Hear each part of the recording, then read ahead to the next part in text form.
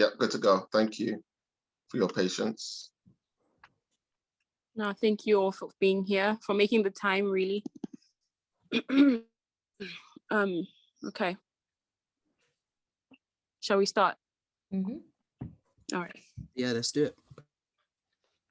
Interior, Dr. Kieran's waiting room, day. This is scene 1.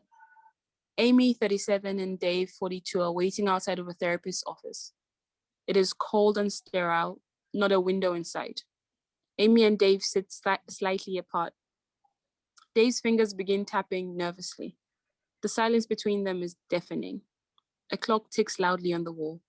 Dave continues to fidget. Dave, stop here. Dave gets up off his chair. Come on, please try. She asked me to bring you as it might help me. Help us. Dave. There is no us. It's all about you. Always was, wasn't it? Dave storms off, slamming the door behind him. Title appears. Bloom. Okay. Scene 2, interior Dr. Kieran's office. Dave. Amy sat stiffly in the chair facing Kieran's, her therapist. Amy looks directly at her, waiting. Kieran stares back blankly as silence befalls them.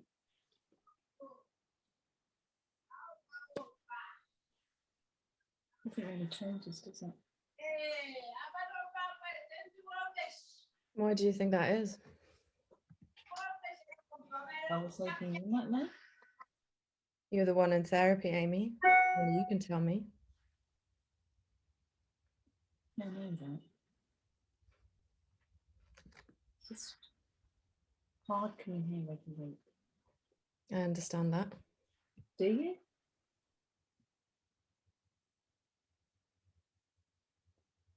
I need to come on some legal benefits. I see. What would you be doing if you weren't here today? Sleeping, probably. It's the only thing that helps. So you recognize being here as a step forward? Maybe. I don't know anymore.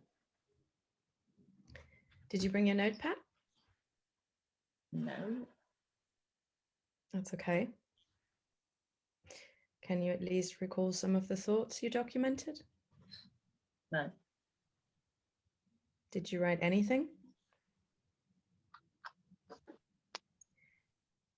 It can be helpful in the process of moving on.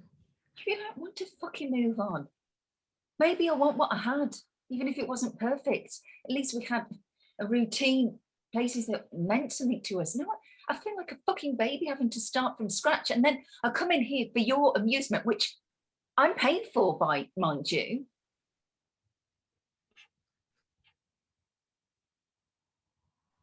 Maybe you should just leave like Dave did.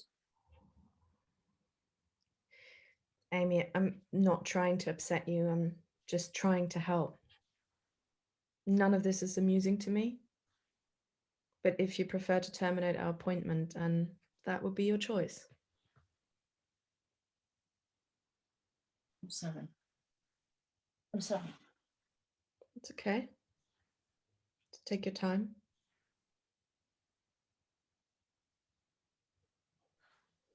Good. Very good. I don't need to be like this. It's like I can't control how I feel, and then boom, I explode. Does this happen a lot?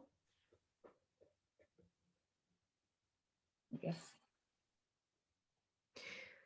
Maybe it would be good to talk to your GP. You know, there are ways to help with that. I have to get rid of this feeling. Perhaps medication isn't the best route for you. You're the expert here. You know what they say? The white leopards and their spots. Interior restaurant evening flashback. A bustling dining room. Several couples are having a romantic evening tucked away in private booths and tables, sharing drinks and reminiscing on memories of the past. Soft soul music echoes through the speakers. Tacky Valentine's Day banners clash with the cutting-edge decor of the restaurant. Amy is seated at a bar watching on as she finishes an espresso martini. She finishes her drink, and like clockwork, a bartender takes it from her. Would you like another, miss? Go on then, Same again? whatever. I don't care at this point. Amy glances down at her phone, shows an empty lock screen. She rolls her eyes, scoffing as she places her phone on the counter with more force than necessary. The bartender hands her another drink. It appears to be water. Is this some kind of joke? Most certainly not, miss. Are you always this fiery? Amy turns and notices Zelia, late 20s, a petite but powerfully seductive and sophisticated-looking woman walking towards her. Sorry. You must think I'm so rude. Hey, I get it. Zelia slides into an unoccupied seat beside Amy. The bartender brings her a drink and places it in front of her. What's there to get? Well, I'd be angry too if I'd been waiting as long as you have. Is it that obvious? Don't be ashamed. It happens to the best of us. I'm not sure about that, but thanks anyway. I've been where you are. Let me guess, he's stuck in traffic. Wait, how did you? Don't worry. I'll keep you company until the mystery man shows up. It's okay. Surely you've got company to get back to. No, no one special. Besides, no woman should ever sit at her bar alone, ever. That's sweet of you. You caught me on a good day. Amy smiles. Zelia and Amy raise their glasses together and click them together. Amy lets out an unexpected laugh before taking a sip from her glass. Dr. Keane's office day. Amy laughs. She is wearing a different outfit. I've never really lived alone. That's probably why I struggle so much. Do you not have any siblings? Nope. I'm an only child. Guess that's why my parents spoiled me. And your husband Dave, he did the same? I guess. Look at the restaurant, for instance. Not many people can afford to dine at a place like that. Maybe. And you said Dave manages a supermarket. He does. Do you think Dave maybe wasn't impressed with that sort of luxury? Do you think maybe that was the problem? No. Of course not. This woman at the bar, why didn't you ask her to move on? I was sitting there for like 2 hours. Oh. She was nice. Really? Yeah. Why wouldn't I talk to her? Interior restaurant evening flashback. Zelia sits opposite Amy. She glances her up and down, giving her the once over. Amy looks right ahead, choosing to ignore the attention. So, how's the water? Much better than the mojito you're downing. You have a nice smile. You should smile more often.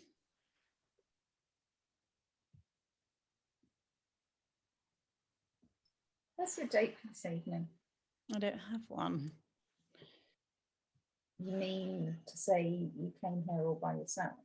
I like my own company. So why are you talking to me then? I was curious.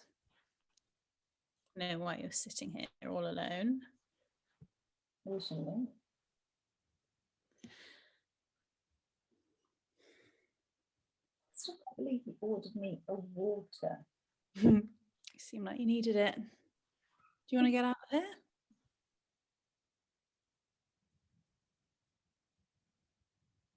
Right, forgot you've got a date with an invisible man. Why don't you just call him? What? And leave you at the bar all alone? Interior, Dr. Keen's office, day. Amy sits shaking her head. Why does discussing the woman from the restaurant? Zelia. Right. Why does discussing Zelia make you uncomfortable? I don't know how I feel about it. That's okay. She made me think. It made me think, reassess things. In what way?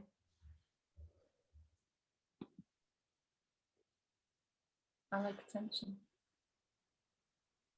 You always have. Interior restaurant, evening, flashback. Celia and Amy are sat closer together. Shit. What's wrong? Stay out this late. Feeling rebellious in your old age? Oi! I had you for a second there. You can afford me. I'm willing to bet I could. They both lock eyes. Z. Zelia shudders. Amy turns to see a man, early 20s, sat at a table. I think you're being summoned back to your table.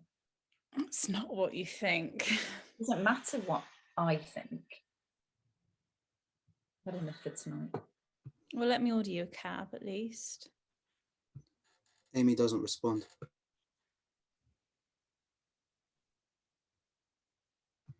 The room begins to spin. The music playing from the PA system increases and begins to distort. Interior, Dr. Keen's office, day. Keynes is seated at her desk eating her lunch.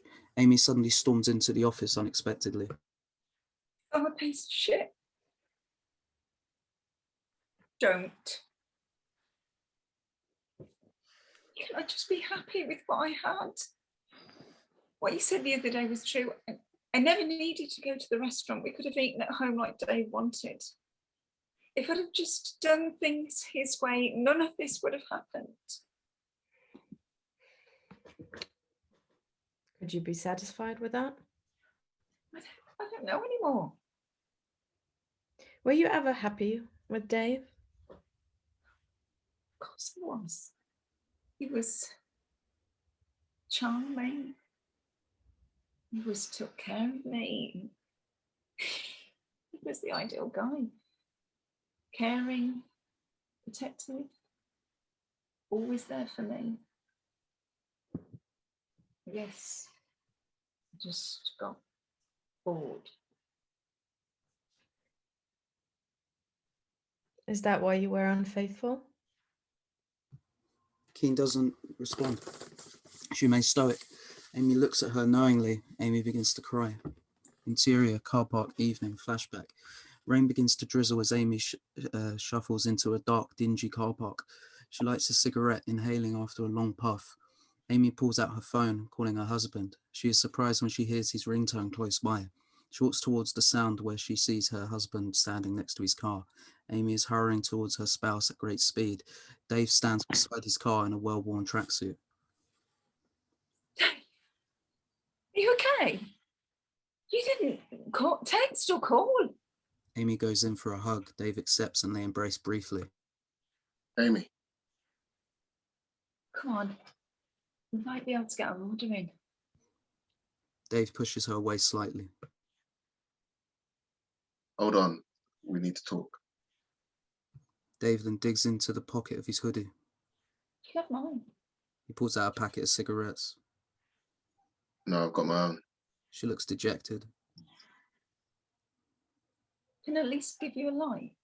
Dave rustles his pockets before sighing heavily. Sure. Puts the cigarette to his mouth and leans into Amy's lit cigarette. They connect. Her cigarette ignites his. He pulls back and takes a deep puff.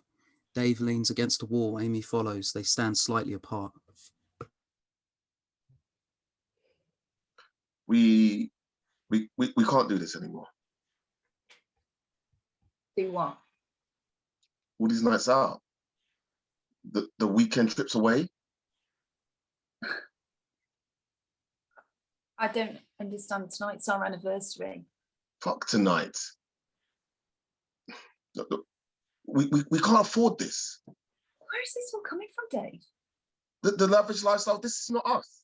Look, we need this. No, you need this. I never wanted any of it. Why can't we just do this one thing for me? Why can't you just do this one thing for me? Dave turns his back on Amy and walks off to the car. Amy runs after him. Where are you going? It's never just one thing, is it? So this is it then? You're just going to go back to work? Well, how else am I supposed to afford it? I don't even know how much you've spent on getting drunk tonight. I wouldn't have spent so much if you'd have shown up earlier.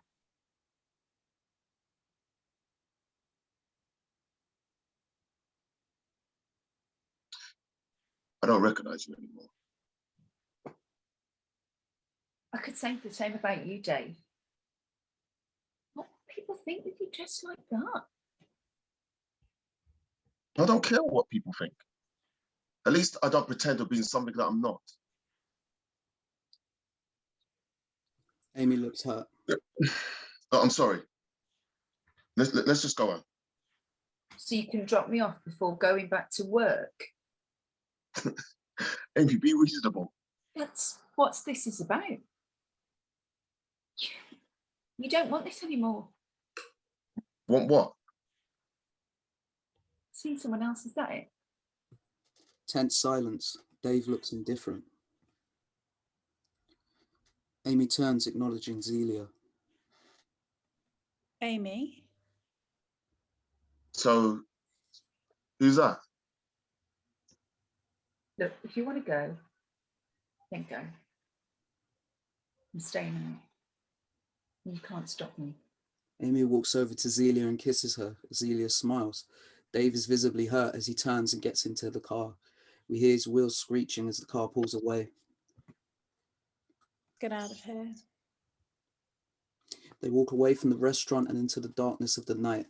End of flashback. Interior, Dr. Keen's office. We're all imperfect people, and we sometimes hurt the ones we love. Amy has a single tear roll down her cheek. Keynes pushes a box of tissues over to her.